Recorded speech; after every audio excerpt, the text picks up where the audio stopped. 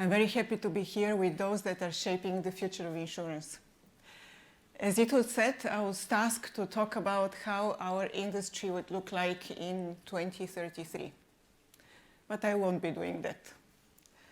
Let's face it, who can predict even what will happen in the next 2 or 3 years starting from now?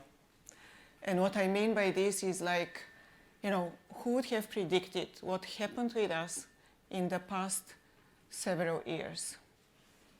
Brexit, COVID, the war in Ukraine, inflation, energy crisis, accelerated technology, the great resignation, the renewed loss of trust in the banks, political instability, the post-truth world. Quite a lot of things that we never even thought about. And what is important is that during these interesting times, actually, the insurance industry showed an amazing resilience. Despite all challenging backdrops, actually, we did a lot of cool stuff. And we harnessed the digitalization to radically improve the life of our customers. At Allianz, for example, already straight-through processing is deployed in many areas of our life, and this is liked by many of our customers. Voice bots are already a common tool that we use in order to support our customers better. AI tools are helping us to connect with our clients when their car breaks in the highway, and they connect it with us and stay connected with us while help comes to support them on their way further. So what is important, and speaking shortly, we've been there for our customers like never before. We provided them the sense of safety and security at the times they most needed it. And today, people's trust towards the insurance industry is higher than ever before, according to the latest Edelman Trust Barometer. I believe that our industry is actually on the cusp of a golden age, and we have all chances to increase the trust from our customers and to improve their lives radically in the future. And I strongly believe that this is a great reason to celebrate as an insurance industry, and I would like to applaud ourselves for doing this.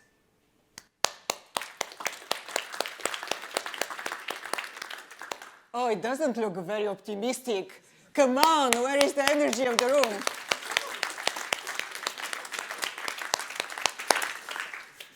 But we all know that times are tough, and there are risks inherent to the technology when we deploy it. We all know that we need to keep innovating in order to remain relevant for the future, otherwise we risk to become the next Kodak. But when times are tough, sometimes there is a temptation to push boundaries too much. And I suppose many of you have the pressure, understand the pressure I'm talking about. When costs are increasing, where the margins are being squeezed up, people are actually rightfully breathing down our necks to protect the profitability and to deliver even more shareholders' value. So how do we make sure that we deliver superior quality of service and maintain high NPS scores at a moment when something like COVID hits us? And there are always a lot of temptations to use technology to take shortcuts or to help us hit short-term targets. And we know very well that actually companies that cut corners or lose sight of what really matters might end up like Enron or Lehman Brothers. And I'm pretty sure that none of us actually want to do this. And sometimes we're actually setting out with good intentions, but lose the sight in the way forward. Just we get along by the technology, and we get swept out of this. We get lost our journey.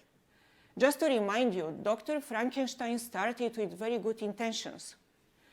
But we got lost in the science, in his obsessions, and actually created a monster. So my question to all of us is, how do we make sure that we avoid creating our own monsters? And for me, the starting point of any innovation is about having a moral compass. Because frameworks and structures can be sometimes very liberating, because this allows us actually to take risks in a safe environment.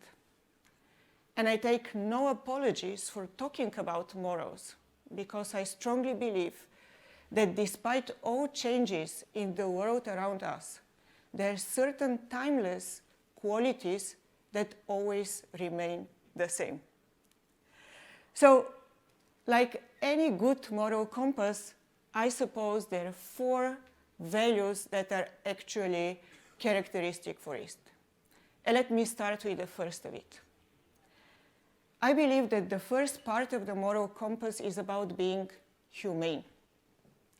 And about being humane for me means that we need to recognize that in times of crisis, actually the only human touch can help us to manage through it. And let me give you an example. During natural catastrophes and storms, we at Allianz switch off the fully automated processes and we connect our clients to the customer care center. Just because we know that at this point of time, our clients need the human interaction. They need to know that they're taken care of and they're well protected. On the other hand, let me give you another example. During COVID times, our customers discovered the power of telehealth, and I'm sure that many of you discovered this also. And you remember, the healthcare system was overloaded. People were afraid of going to the hospitals to take in-person visits. And then, at that point of time, we put our trust on technology. For a very short period of time, we made sure that we use the telehealth activities to support our customers in their daily life. They were in a very safe environment from home. And telemedicine and telehealth is to remain with us in the future for a long period of time.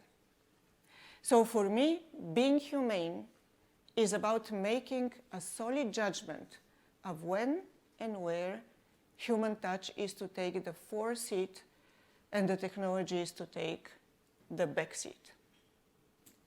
So the next point of our compass is about honesty, brutal honesty. It's about being authentic and treating our customers in a very transparent manner. I'm from the generation where the airlines were asking us in some of the flights to collect the rubbish in newspapers after the flight is over. And the key reason for this, as we were presented, is that in this way we were supporting to deliver their environmental targets. Now, I want to have a show of hands. Who really believes that picking up rubbish in newspapers when the flight is over was really supporting the airlines to fulfill their environmental targets? Nobody? Well, actually my generation was understanding what it was about, but we were ready just to get it away, to give it away. And the new generation, the Gen Z, is totally allergic to this kind of BS. And when we are at the moment of launching a new piece of supreme technology, we need to be very clear to us and our clients of what is the exact impact of what we can deliver with this new piece of technology. So for me, honesty means no empty promises and no BS. The third point of our compass is about being mindful. For me, mindful is being hyper-aware of the impact of our creations. And let's take an example of e-mobility. At Allianz, we are soon launching the Electric Zone platform, which is about supporting those that are having and using electric vehicles. And it's a combination between traditional motor insurance, it's an information about the different charging stations, It's a marketplace about different products, additional products and services. And one of these services is about, for example, providing a battery health check for those that want to buy and sell their own cars. And there is more to come. What I strongly believe is that the insurance industry has all opportunity to play an important role of shaping the mobility in a sustainable way. I strongly believe that we have the chance to improve people's life, to make mobility sustainable, and actually make our planet a bit healthier. For this, we don't need just to be proactive, just to be reactive, but we also need to be proactive and stop thinking only around selling traditional motor insurance, but really thinking how to improve people's life. And what is important is that we need to remain mindful of the technology that we are deploying and the impact that we have. If we get it right, I'm a strong believer that we can be actually the first generation that can and then will leave this planet as a much better space than we actually found it. And I strongly believe, for me personally, is a very great incentive to work on this, and it's a very great legacy to leave to my children. Now, to the last point of the moral compass. It's about being purposeful. And what I mean by this is that we need all to remember why the insurance industry was actually born. And it doesn't matter whether an InsurTech or incumbent or a service provider or just interested in this. We need to remember that we were born in order to safeguard our clients. And thanks to technology, we have the opportunity to make it even more holistic and to bring it to a much broader range of people around us. I believe that InsurTech must really help us to simplify the complexities of our everyday life. Because too often in the past, technology was actually failing to fulfill the promises we were giving. And we should really avoid doing this in the future. And let me give you another example. You know very well that in the healthcare, insurance is going under a revolution. And what is happening right now is that, also on the basis of the example of Allianz, we have AI-based symptom checker that is helping our clients to understand what are some of the key issues that they have in the health status. After that, to go to the doctor either online or on-site, order medicines, make sure that we treat this specific topic. And after we sort it out, they get also lifestyle advice of how to prevent or how to avoid getting to an acute situation. And I really believe this is something very important, because I believe that the role of insurance is not only treating acute situations, but also helping our clients to prevent or to minimize the risk of these acute situations. And on top, we're also helping the healthcare industry to control the spiralingly increasing costs of healthcare in the world. And this is a great combination. And this is what I mean by being purposeful. Now, from where I stand, I see it in a very, very simple manner. As an industry, we have a choice. Do we want to be Dr. Frankenstein and build our monsters? Or do we want to be the heroes of this story? And to be the heroes, I strongly believe that each of us need to be alive to the impact of our creations to the people we serve. I believe that actually we all want to be the heroes of our own stories. And the good news is that by combining technology with a strong moral compass, actually we can all achieve it.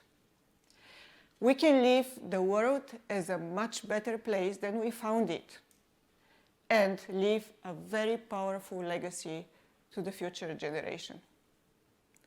I personally want to be a hero of a book with a very happy ending. What about you? Thank you very much and enjoy the day.